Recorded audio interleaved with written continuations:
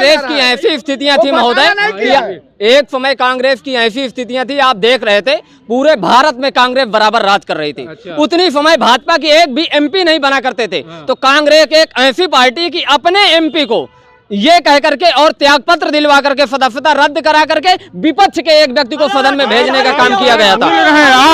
आज की सरकार क्या चाह रही है? विपक्ष को खत्म करना चाह रही है, वो डरवा रही है, धमका रही है, सीबीआई लगा रही है, ईडी लगा रही है। हिंदू संगठन और जनसंघ और जनता पार्टी उस समय कांग्रेस में भी थी पहले से ही। जब कांग्रेसियों ने देश के पतन का कार्य चालू कर दिया तो अलग होकर अटल बिहारी वाजपेयी ने बलरामपुर से पहला चुनाव जीत कर वहाँ सदन पे देश के लिए पहले एक ऊंची आवाज उठाई थी। लोग बार बार कांग्रेस का मामला कहते हैं, कांग्रेस को नाम लेते हैं। मैं कहता हूं जो छोटे छोटे दल बने हैं, बहुत से ऐसे नेता हैं कि वो कांग्रेस ही छोड़ करके भाजपा में गए, तो फिर उनका स्वागत क्यों किया जाता है भैया? गले क्यों लगा लिया जाता है? जब कहते हैं कांग्रेस की मशीन में धो देते हैं। मैं कहता हूँ मैं दो टूक कहना चाहता हूँ, ईवीएम हटा दी जाए, बैलेट पेपर पे चुनाव करा लिया जाए। ईवीएम हटाना पड़ेगा क्योंकि 7 डायरेक्टर में ये 4 डायरेक्टर बीजेपी के कार्यकर्ता हैं, मनसुख भाई, शिवनाथ यादव और श्यामा सिंह और डॉक्टर प्रथा। तो ये 9 लाख ईवीएम चोरी हो गई है, आरटीआई में खबर आया। इलेक्शन के टाइम वो घूमने लगती है, नाचने लगती है गाड़ियों में। 9 लाख ईवीएम जहाँ इनकी पहले से फिक्स होते हैं, उनसे पहले वोट डाला जाता है, वो नाचने लगती है। इनका बैलेट पेपर में करा ले, 100 वोट से ज्यादा इनको नहीं मिलेगा और 100 सीट से ज्यादा बीजेपी को नहीं मिलेगा। यही डरी हुई है बीजेपी। बैलेट पेपर चुनाव भाजपा 100 सीटों में सिमट जाएगी? नहीं, ऐसा कुछ नहीं है। नहीं आएंगे? मुझे तो नहीं लगता। हमको नहीं लगता है कि बीजेपी फिर भी 60% लाएगी ही लाएगी, कितनी भी आदमी कह ले कि हम मतलब 40 और 50 का रेशियो रहेगा। बैलेट में भी कराई क्योंकि 10% जो है नौजवान पीढ़ी जो है आज की, वो 8% बीजेपी के संग है, 2% अदर पार्टियों के संग है।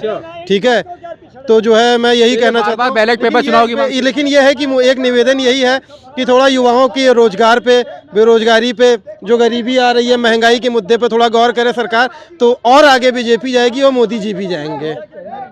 गरीबों पे बात ही नहीं कर रही है ना, शिक्षा पे बात क्या करी? 80 करोड़ लोग गरीबी रेखा के नीचे आ गए।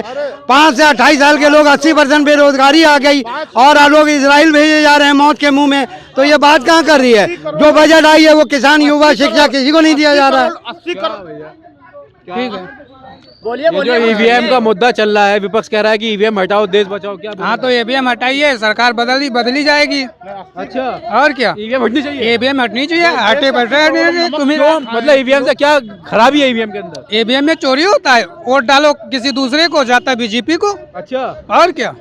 ईवीएम से वोट चोरी होता है? और क्या? पक्का पता है? पक्का बता रहा हूँ। ईवीएम हटना चाहिए। चुनाव भी देखो बदला जा रहा, सरकार की नहीं बदला जा रहा। और क्या? तो आप समर्थन करते हैं इस बात? गरीबों की बात कर रहे हैं। जब से हमारे बाबा जी की सरकार आई, मैं 500 रुपया महीना अखिलेश के राज में पाता था, वो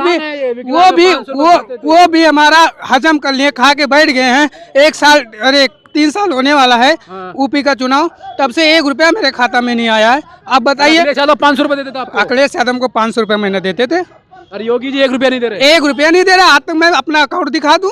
एक पैसा आ गया विकलांग वाला, तो क्या बताएं मैं? क्या भैया, सरकार आपकी विकलांगों का पैसा खा गई? 1000 रुपया आता है। 4 5 सुनिए 5 6 बाजी मैं अपने वहाँ भिनगा में गए, जहाँ का मतलब वो विकलांग ऑफिस है, वहाँ केवाईसी करवाए, सब कुछ करवाए। आज तक मेरा 1 रुपया खाता में नहीं आया। मेरा उससे मेरा नॉन तेल सब कुछ चलता था। आज मैं कैसे बीजेपी को वोट दे दूंगा? ठीक है, सुनिए, ये हमको जो है वो विकलांग सर्टिफिकेट अपना दे, हम करवाते हैं। चलिए, मैं इनका सुनिए, पेंशन का है, मैं करवाता हूँ, देखता हूँ, मैं चेक करवाता हूँ कि पेंशन आता है कि नहीं। हमको दीजिए, हमको दीजिए। हाँ, हमारा नंबर ले लीजिए, हम व्हाट्सएप कर देंगे। पर्स नहीं लाए। पर्स नहीं लाए, होगा नहीं जेब में, उस टाइम होगा आज की डेट में पूरा